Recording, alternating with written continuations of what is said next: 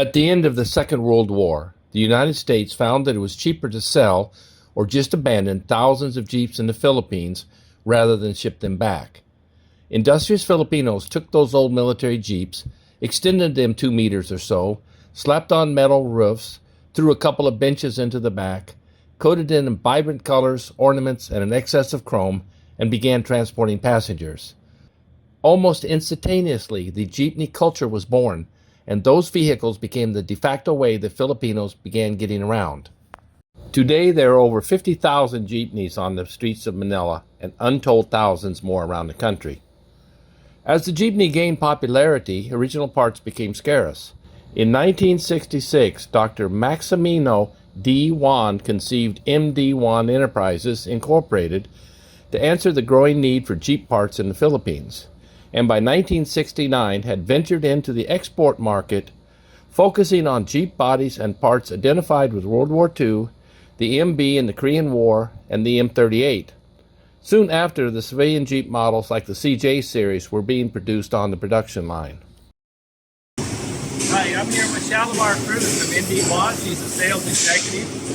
She kindly allowed us to come in on a Saturday, on their day off, and tour the factory. So thank you very much. We're at the MD Juan factory in Metro Manila, and Jaime's going to take us for a little walkthrough. Okay, this is the stamping area.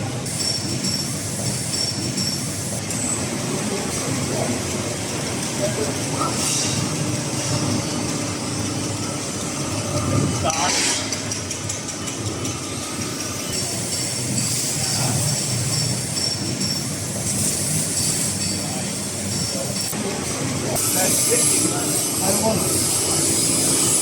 Firewalls. What, you don't know, what is the thickness on this metal? Is that 1.2? 1.2?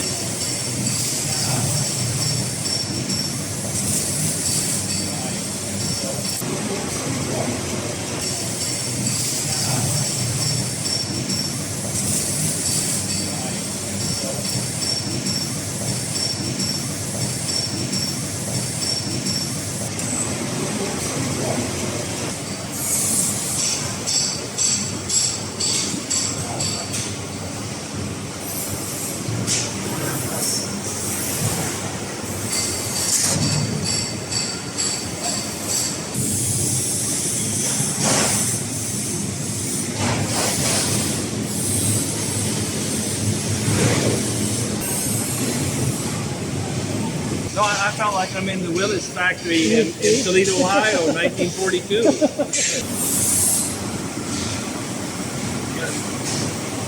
Stack of windshields here.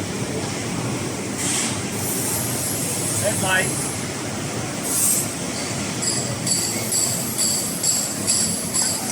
Nice. I'm like in a candy store here.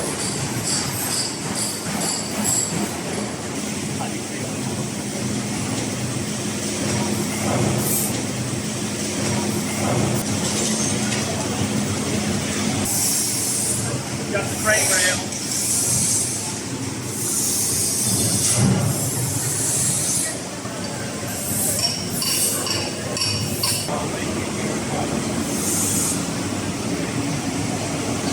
Behind me you see the legendary Jeep in a crate.